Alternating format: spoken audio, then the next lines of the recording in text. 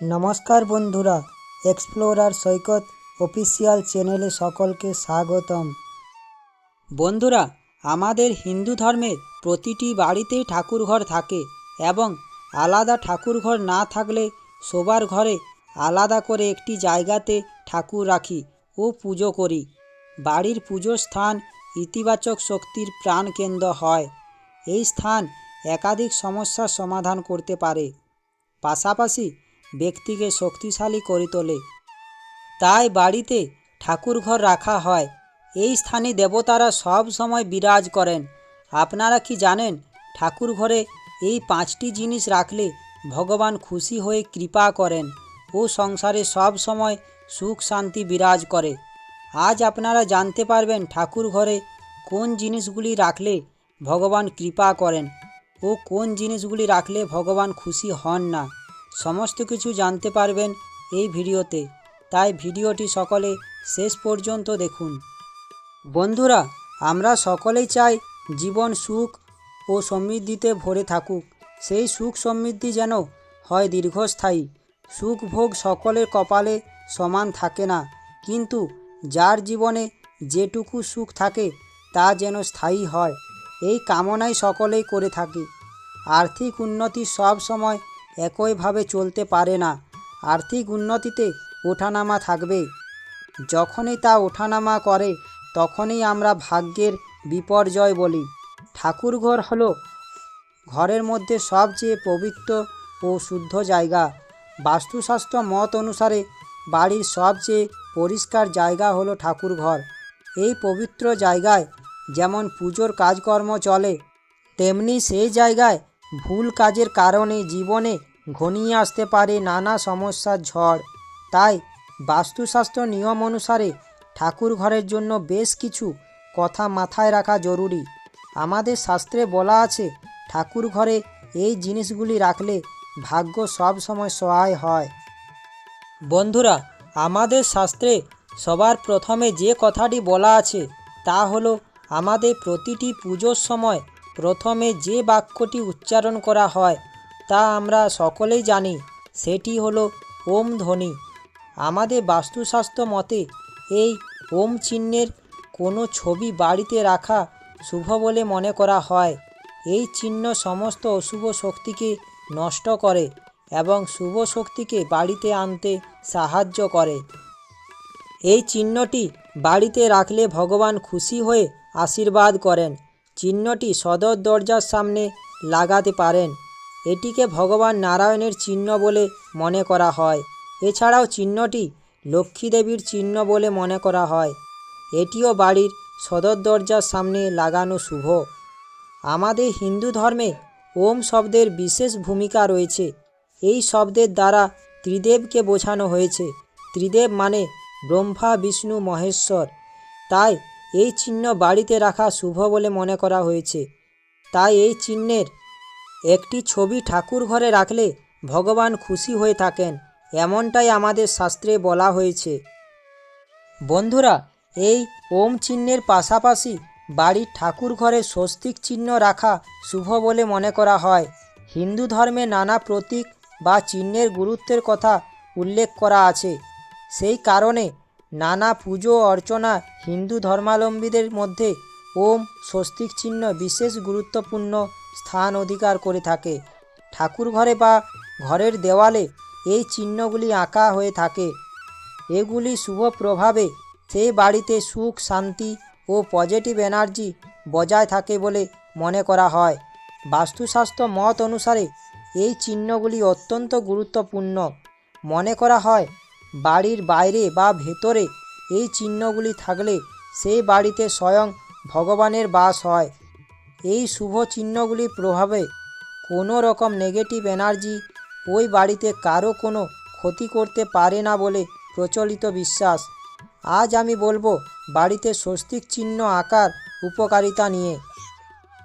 বন্ধুরা, বাড়ির উত্তর পূর্ব দিক স্বস্তিক চিহ্ন আঁকার জন্য সবচেয়ে উপযোগী। ঠাকুর ঘরে বা বাড়ির মূল প্রবেশদ্বারেও স্বস্তিক চিহ্ন আঁকতে পারেন। এর ফলে শুভ ফল লাভ করা যায়। স্বস্তিক চিহ্ন বাড়িতে পজিটিভ শক্তি নিয়ে আসে। এর ফলে সংসারে সমস্ত সমস্যা থেকে মুক্তি পাওয়া যায়। বাস্তুশাস্ত্র মত অনুসারে বাড়ির মূল দরজায় বা ঠাকুর ঘরে স্বস্তিক চিহ্ন আঁকলে সব বাস্তুদোষ কেটে যায়। এই দুই জায়গায় হলুদ দিয়ে স্বস্তিক চিহ্ন আঁকবেন। এর ফলে মা লক্ষ্মীর আশীর্বাদ বর্ষিত হবে আপনার সংসারে।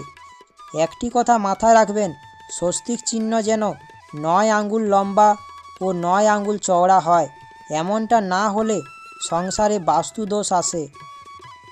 বন্ধুরা, আমাদের শাস্ত্রে তৃতীয় যে জিনিসটির কথা বলা হয়েছে তা হলো ঘণ্টা। বাস্তুশাস্ত্র মতে বলা হয় ঠাকুর ঘরে ছোট্ট একটা ঘণ্টা রাখলে তা খুবই উপকারী ফল প্রদান করে। বাস্তুশাস্ত্র মতে এতে গৃহস্থে নানান ধরনের সুখ শান্তি লাভ হয়। ঠাকুর ঘরে ঘণ্টা রাখলে তাতে নানান ধরনের উপকার হয়।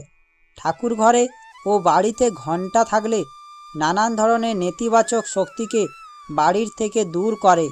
এতে সংসারে আসে শান্তি, বৃদ্ধি পায় সুখ ও সমৃদ্ধি এবং অর্থনৈতিক সংকট থেকে মুক্তি পাওয়া যায়। ঘণ্টার শব্দ নেতিবাচক শক্তি দূর করে এবং ইতিবাচক শক্তি সংগ্রহ করে সেই স্থানের বাস্তুকে শুদ্ধ করে। সেই জন্য ঠাকুর ঘরে একটি ঘণ্টা রাখা জরুরি। শুধু রাখলেই হবে না, পুজোর সময় এবং ঠাকুর ঘরে প্রবেশের সময় বাজাতে হবে। যেমন আমরা মন্দিরে প্রবেশের সময় ঘণ্টা বাজাই, সেই রকম। এমনটা করলে বাড়িতে সুখ শান্তি আসে। বন্ধুরা, আমাদের শাস্ত্রে চতুর্থ যে জিনিসটির কথা বলা হয়েছে তা হলো প্রদীপ। হিন্দু ধর্মে ঈশ্বরের পুজো করার সময় ঠাকুর ঘরে প্রদীপ জ্বালানো পুজোরই একটি অবিচ্ছেদ্য অঙ্গ এবং অত্যন্ত শুভ বলে মনে করা হয়। সকল প্রকার পুজো ও শুভ অনুষ্ঠানে প্রদীপ জ্বালিয়ে পুজো করার প্রথা বহু শতাব্দী ধরে চলে আসছে। কথিত আছে যে ভগবানের সামনে প্রদীপ জ্বালালে দেবতারা খুশি হন এবং আশীর্বাদ করেন। সেই কারণে মন্দিরে বা ঠাকুর ঘরে মাটি, তামা ও পিতলের প্রদীপ জ্বালিয়ে ভক্তরা ভগবানের পুজো করে থাকেন। সেই জন্য বাড়িতে প্রদীপ থাকা প্রয়োজন এবং প্রতিদিন সন্ধ্যা দেখানোর পর ঠাকুর ঘরে প্রদীপ জ্বালাবেন ঘি বা তেল দিয়ে। এই কাজ প্রতিদিন করলে সংসারে সুখ শান্তি আসে এবং ভগবানের কৃপা লাভ করা যায়। বন্ধুরা, আমাদের শাস্ত্রে পঞ্চম যে জিনিসটির কথা বলা হয়েছে তা হলো শঙ্খ। আমাদের ঠাকুর ঘরে পুজোর সময় ও সন্ধ্যা দেখানোর সময় আমরা শঙ্খ বাজাই। বাস্তুশাস্ত্র মতে বাড়িতে শঙ্খ থাকা খুবই শুভ বলে মনে করা হয়েছে। পুজোর সময় ও সন্ধ্যা দেখানোর সময় 3 বার শঙ্খ বাজানোর নিয়ম রয়েছে। কথিত আছে শঙ্খ বাজিয়ে যে কোনো শুভ কাজ শুরু করা হয়। শুধু তাই নয়, হিন্দু শাস্ত্র মত অনুসারে শঙ্খের খোলে রয়েছে দেবদেবীর অধিবাস। তাই বলা হয় বাড়ির ঠাকুর ঘরে অবশ্যই শঙ্খ রাখা উচিত। ঠাকুর ঘরে 2 ধরনের শঙ্খ রাখা হয়। প্রথম হলো দক্ষিণাবর্ত শঙ্খ ও দ্বিতীয় হলো বামাবর্ত শঙ্খ। পুজোর সময় সর্বদা দক্ষিণাবর্ত শঙ্খ ব্যবহার করা উচিত। কথিত আছে যে পুজোর দক্ষিণাবর্ত শঙ্খ ব্যবহার করলে ঘরে সুখ শান্তি ও সমৃদ্ধি আসে এবং বাজানোর সময় বামাবর্ত শঙ্খতে বাজাতে হবে। বন্ধুরা, সমুদ্র মন্থনের সময় সমুদ্র গর্ভ থেকে উঠে এসেছিল সম্পদের দেবী মা লক্ষ্মী। লক্ষ্মী দেবীর মতোই সমুদ্র থেকেই পাওয়া যায় শঙ্খ। হিন্দু ধর্মে তাই শঙ্খ অত্যন্ত শুভ। শঙ্খের মধ্যে স্বয়ং মা লক্ষ্মী বাস করেন বলে মনে করা হয়। সেই জন্য বাড়িতে শঙ্খ রাখা অত্যন্ত শুভ।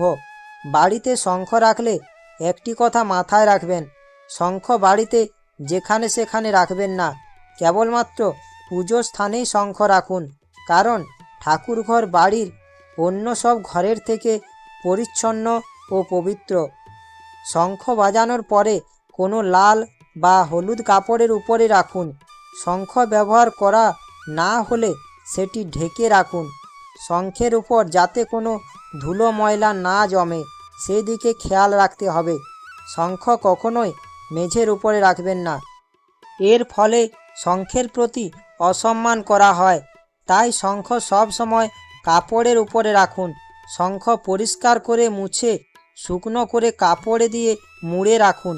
শঙ্খের গায়ে যেন জল লেগে না থাকে সেদিকে খেয়াল রাখুন। বন্ধুরা, এবার বলবো বাড়িতে ঠাকুরঘর থাকলে কোন কাজগুলো করা উচিত নয়। এই কাজগুলোকে আমাদের শাস্ত্রে অন্যায় ও পাপ বলা হয়েছে।